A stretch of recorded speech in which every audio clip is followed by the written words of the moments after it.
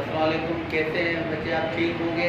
बहुत दिन के बाद जो था वीडियो जो है बहुत महीने हो गए कोई भी वीडियो जो अपलोड नहीं कर सका, ठीक है, वजूहत की वजह से।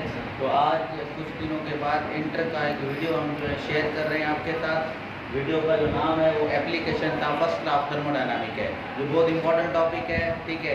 इसमें कोशिश मैं करूँगा कि हर चीज़ आपका क्लियर हो जाए, क्योंकि ये बीएमसी टेस्ट में भी बहुत इंपॉर्टेंट इसका किरदार होता है और इंजीनियरिंग के लिए भी ये जो है ज़्यादातर ये टॉपिक जो है उसको पढ़ा जाता है थर्मोडायनामिक्स को, ठीक है। तो पहले मैं आपको थोड़ा इंट्रोड्यूस कर रहा हूँ, क्योंकि प्रीवियस लेक्चर के अंदर मैंने आपको थर्मोडायनामिक के बारे में बता दिया था, ठीक है। तो थर्मोडायनामिक क्या होता है? थर्मोडायनामिक के अंदर हम हीट एनर्जी को कन्वर्ट करते हैं मैकेनिकल वर्क में। किसमें कन्वर्ट करते हैं? मैकेनिकल वर्क में हीट एनर्जी को हम कन्वर्ट करते हैं, तो उसको हम थर्मोडायनामिक कहते हैं, ठीक है। थर्मोडायनामिक के अंदर हम एक चीज़ पढ़ते हैं जिसका नाम है सिस्टम। सिस्टम का मतलब है एनीथिंग अंडर ऑब्जर्वेशन को हम क्या बोलते हैं? सिस्टम बोलते हैं, ठीक है। सिस्टम से अलग आप जाओगे, इधर उधर देखते हैं तो ये यूनिवर्स हो जाता है, माना अदर देन सिस्टम को हम यूनिवर्स कहते हैं, उसी को हम सराउंडिंग बोलते हैं। क्या बोलते हैं? सराउंडिंग। तो हमारे पास 3 किस्म के सिस्टम होते हैं। एक होता है ओपन सिस्टम। ओपन सिस्टम का मतलब है कि आपने गिलास है, गिलास जो है सिंपल आपने टेबल पे रख दिया, ये ओपन सिस्टम के अंदर होता है, जिसमें मैटर और एनर्जी दोनों ट्रांसफ़र होते हैं। दूसरा होता है क्लोज सिस्टम। क्लोज सिस्टम के अंदर क्या होता है? क्लोज सिस्टम के अंदर अक्सर करके मैटर तो हम ट्रांसफ़र करते हैं, एनर्जी ट्रांसफ़र होता है, पर मैटर ट्रांसफ़र नहीं होता है। तीसरा होता है आइसोलेटेड सिस्टम, जिसके अंदर नई मैटर को ट्रांसफ़र करते हैं, नई एनर्जी को ट्रांसफ़र करते हैं, ठीक है। तो ये प्रीवियस लेक्चर्स के अंदर मैंने आपको बताए थे, ठीक है। फर्स्ट लॉ ऑफ थर्मोडायनामिक के बारे में थोड़ा व्यू दे रहा हूँ क्योंकि एप्लीकेशन में पढ़ने हैं, ठीक है। तो फर्स्ट लॉ जो था वो साइंटिस्ट था जिसका नाम काल्सिक था। काल्सिक ने फर्स्ट लॉ ऑफ थर्मोडायनामिक के बारे में हमें बताया था, ठीक है। फर्स्ट लॉ ऑफ थर्मोडायनामिक अगर आपसे कोई सिंपल पूछे कि फर्स्ट लॉ ऑफ थर्मोडायनामिक है क्या, तो आप सिंपल बताएंगे फर्स्ट लॉ ऑफ थर्मोडायनामिक हमें बताता है कि heat is a form of energy. Heat is a form of energy. तो हम कह सकते हैं कि first law of thermodynamic obey करता है law of conservation of energy को। Law of conservation of energy का मतलब होता है कि एनर्जी को नहीं पैदा कर सकते हैं, नहीं बना कर सकते हैं, और एनर्जी को हम चेंज कर सकते हैं एक फॉर्म से दूसरे फॉर्म के अंदर, ठीक है। इसमें 3 थर्मोडायनामिक जो है 2 फंक्शंस होते हैं, ठीक है। सॉरी, इसमें एक होता है internal energy.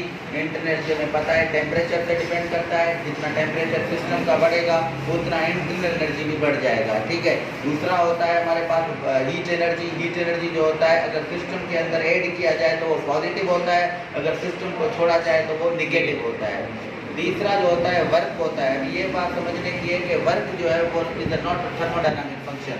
Work thermodynamic function नहीं है। ये रीज़न है कि क्यों नहीं है वर्क, क्योंकि डिपेंड करता है प्रॉपर्टी ऑफ सिस्टम पे, डिपेंड नहीं करता है। जो चीज़ प्रॉपर्टी ऑफ सिस्टम पे डिपेंड नहीं करेगा वो जो है थर्मोडायनामिक फंक्शन के अंदर नहीं आएगा। इसके बाद जो है हम आते हैं एप्लीकेशन पे। एप्लीकेशन फर्स्ट एप्लीकेशन है आइसोबैरिक प्रोसेस। आइसोबैरिक के अंदर प्रेशर कांस्टेंट होता है, प्रेशर जो है इसके अंदर कांस्टेंट होता है। ऐसा प्रोसेस जिसके अंदर प्रेशर को कांस्टेंट किया जाए उसे आइसोबैरिक प्रोसेस कहते हैं, माना उसी प्रोसेस को, ठीक है। तो इसमें क्या चेंजिंग आती है? इसमें फर्स्ट चेंजिंग ये आती है कि इसके अंदर जो वर्क होता है, वर्क जो होता है सिस्टम जो वर्क करता है, वर्क इज डन जो होता है वो बाय द सिस्टम होता है, work is done by the system. और हमें पता है जब work is done by the system, system से कब होता है? जब गैसेज एक्सपेंड होते हैं। गैसेज क्या होते हैं? एक्सपेंड होते हैं। और यह भी बात समझने की बात है कि गैसेज एक्सपेंड कब होते हैं? जब हम गैसेज को हीट अप करते हैं। क्या करते हैं? हीट अप करते हैं। तो इसका मतलब है कि work is done by the system होगा, कब होगा? जब गैसेज एक्सपेंड होंगे। गैसेज एक्सपेंड कब होंगे? जब उनको हीट अप करेंगे। इसका मतलब है आइसोबैरिक के अंदर हमने जो सिस्टम लिया है वो मूवेबल है। सिस्टम क्या है? मूवेबल है, मूव कर रहा है, और मूव करने के बाद उसका सिस्टम का इंटरनल और एक्सटर्नल प्रेशर जो है वो इक्वल हो रहा है। यह भी बात समझने की बात है कि यहाँ जो हम सिस्टम ले रहे हैं तो सिस्टम में क्या गैस ले रहे हैं? सिस्टम में जो हम गैस फिलअप कर रहे हैं वो आइडियल गैस है। तो क्या होता है? आइडियल गैसेस को एज ए वर्किंग सब्सटेंस हम यूज कर सकते हैं। तो आइसोबैरिक प्रोसेस के अंदर 3 चीज़ें जो है प्रोड्यूस होती हैं। हीट एनर्जी कन्वर्ट हो जाता है मैकेनिकल वर्क में, तो हम अक्सर करके इसके अंदर हीट इंजन का भी एग्जाम्पल या मेल्टिंग ऑफ आइस का भी एग्जाम्पल दे सकते हैं। दूसरा क्या होता है? वर्क इसके अंदर पॉजिटिव होता है क्योंकि बाय द सिस्टम होता है। तीसरी बात, इसके अंदर इंटरनल एनर्जी भी सिस्टम प्रोड्यूस करता है जब हीट को सप्लाई करते हैं, ठीक है। तो इसमें जो वर्क होता है, वर्क जो बराबर होता है वो E चेंज V के बराबर हो जाता है, क्योंकि हम जो है इसमें इक्वेशन को पुट करते हैं वर्क अगर P चेंज इन V के बराबर हो जाता है, ये बराबर कैसे होता है हमें पता है, वर्क बराबर है F का डेल्टा एक्स के, F फोर्स होता है, डेल्टा एक्स क्या डिस्प्लेसमेंट है, ठीक है। तो प्रेशर आपको पता होना चाहिए फोर्स पर यूनिट एरिया के बराबर होता है, ठीक है। फोर्स F इस तरफ लेकर आएंगे तो ये P हो जाएगा, तो F की जगह अगर हम P लिख दें तो ये P A डेल्टा एक्स होगा। F की जगह हमने P लिखा, ये कहाँ से प्रेशर के फार्मूले से। अभी A एरिया होता है, डेल्टा एक्स क्या है डिस्प्लेसमेंट है, तो एरिया को डिस्प्लेसमेंट से मल्टीप्लाई करेंगे तो हमें चेंज इन वॉल्यूम मिलेगा। तो ये इक्वेशन इधर से निकला, delta W P change in V. First of thermodynamics में अगर इस इक्वेशन को ऐड कर लेंगे तो आपका जो फार्मूला जो होगा वो बन जाएगा पी चेंज इन वी। तो ये आपका फर्स्ट फार्मूला बनेगा आइसोबैरिक प्रोसेस के अंदर, ठीक है।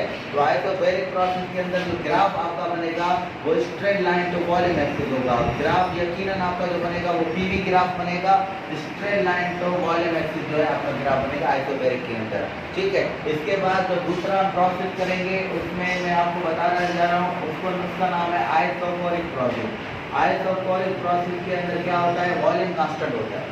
ऐसा थर्मोडायनामिक प्रोसेस जिसमें वॉल्यूम कांस्टेंट हो उसे आइसोबैरिक प्रोसेस कहते हैं। आइसोबैरिक प्रोसेस का अगर आपसे कोई एग्जांपल पूछे तो प्रेशर कुकर का आप एग्जांपल दे सकते हैं। इसमें जो सिस्टम आप लेंगे वो फिक्स लेंगे, मूवेबल नहीं है। जब सिस्टम मूवेबल नहीं होगा, इसमें कांस्टेंट वॉल्यूम है, ये बात आपको नोट करना है कि इसमें कांस्टेंट वॉल्यूम होता है। इसमें क्या होगा, अगर सिस्टम फिक्स है, फिक्स होने की वजह से system no work will be done, system work नहीं करेगा, ठीक है।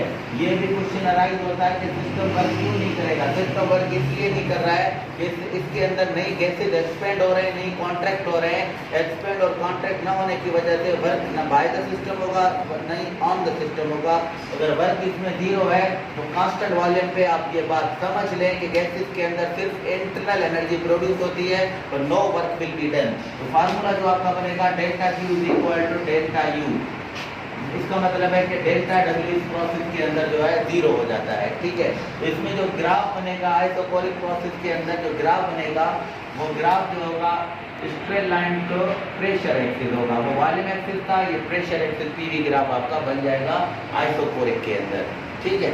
इसके बाद आपके जो दो अलग थ्योरीज हैं आइसोथर्मल और आइडियाबैटिक प्रोसेस, ये हम नेक्स्ट लेक्चर के अंदर डिस्कस करेंगे।